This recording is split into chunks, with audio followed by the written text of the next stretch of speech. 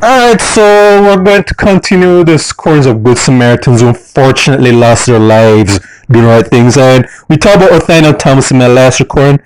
Now we're going to focus on a more tragic case with Vesteroy Sinclair. And this, what made it worse than even Thomas was the fact that, like Thomas, this was a young kid, young person. This is a 15-year-old. I mean, Nathaniel Thomas was 21.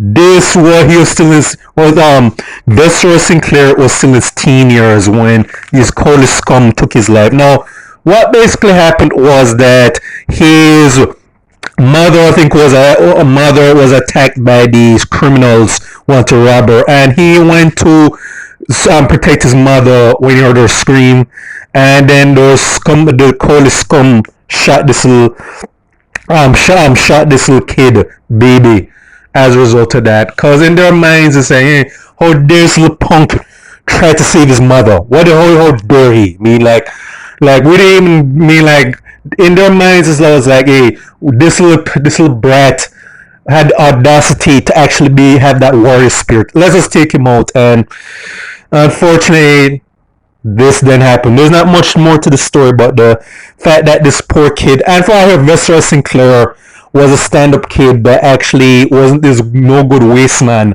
or waste kid that was actually trying to contribute to helping his own family, which would understand why he actually had a moral backbone. Because in a lot of cases, a lot of these cowards, if they saw their loved ones being attacked, they'd be the first ones running out the back door, or they would actually be begging and bowing on their knees, like little punks they are. No, I'm not going to tell you say that, hey, Vesteroy Sinclair should have actually turned into Johnny Lawrence or Daniel LaRusso from Karate Kid and like just attack these gunmen. But at the end of the day, is that he did what a protector or warrior is supposed to do. Because just like with Nathaniel Thomas, I have to make these correlations because these two examples of what happens when we have Jamaicans, especially Jamaican males who have the warrior spirit. This youth had that warrior spirit. This youth was acting like a protector for his mom, and he was that mom, and he unfortunately paid the price.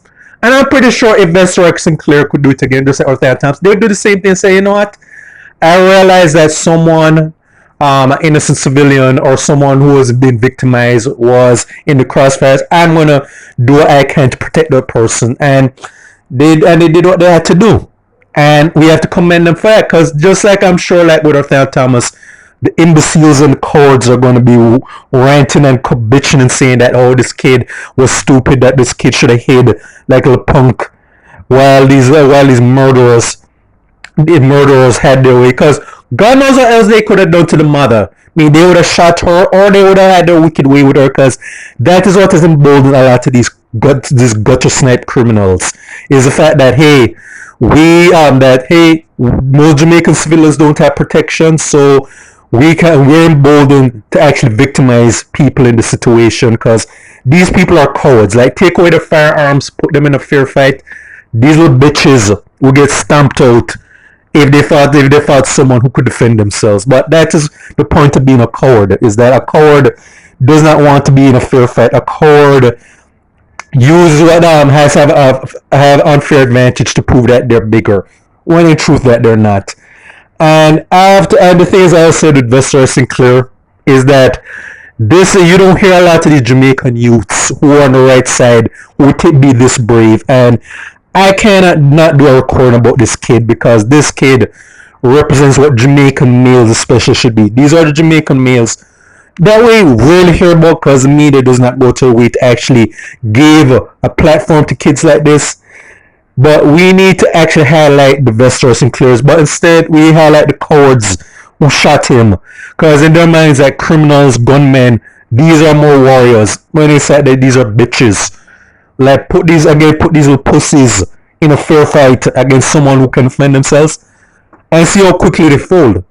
And I say the same fact that I hope that his killers get what they have coming to him. Yeah, I said that because let's just be honest, I'm pretty sure they didn't care what age he was. I'm pretty much sure they didn't pass. Hey, this little kid trying to defend his mom, let's give him a blight. We'll give him some props. He said, no, this is an obstacle that we need to remove because he dared to actually interfere in our operations to exploit this woman.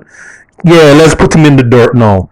No, I just hope that Vesteroy Sinclair's mom and family, because sister has a sister and some other relatives, I hope they get justice. I really hope that the police probably takes them out, or some of the other people in the area do jungle justice on them. Yeah, I praise them in song and poem. Yeah, because like I said, this youth again was robbed of a chance to live his full life. This is a kid who could have gone on to be anything. Hopefully, something positive. Like this kid could have gone on to be who knows what, could have been a nation builder, but then we don't appreciate people like this. We see Vesteroy Sinclairs and Nathaniel Thompson. Yeah, these are anomalies. Yeah, doesn't fit our narrative because, again, just like with Thomas, you're not going to hear Jamaicans for Justice. You're not going to hear the Prime Minister, his party, the opposition in the party. You're not going to be hearing many celebrities. I'd be surprised if one celebrity comes out and acknowledges this kid. We're not really going to be hearing any of these people say anything about this kid. We're not going to make him into a hashtag. I mean, he's not Kenise Jackson, who again last year was a pretty female that's pretty much is just nice to look at post mortem. We can't really do anything with this. I mean, like, and again, I'm not really going to expect that the prime minister or opposition are going to be visiting this other mom of this poor kid. If they will see it, yeah, oh, okay, yeah, it's not really a photo up here we can really use. So yeah, because we're not really going to be having a war on crime. Because then again, that would they be making a war on themselves and so on. No, as I said, let Vesteroy Sinclair been related to Andrew Holness or any members of his party, or even Mark Golden or members of the PNP, yeah, then you know that the criminals are going to likely be being a chalk or outlined in chalk to the security forces take them out by the end of the week. But yeah, I have to do a recording just with Nathaniel Thomas, who I keep mentioning. We have to do a recording of this little kid right here.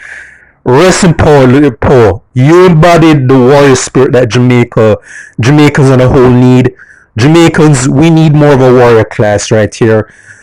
That's the only way in the long run Jamaica's going to get better, is that we uphold our warriors, and that we're not upholding our waste men or whatever, and the losers and the non-progressive elements that we glorify in this country. Yeah, these are some hard truths that we have to tell ourselves in Jamaica, and all I have to say is that this Vesteroy Sinclair, I'm not giving away my age, bear in mind.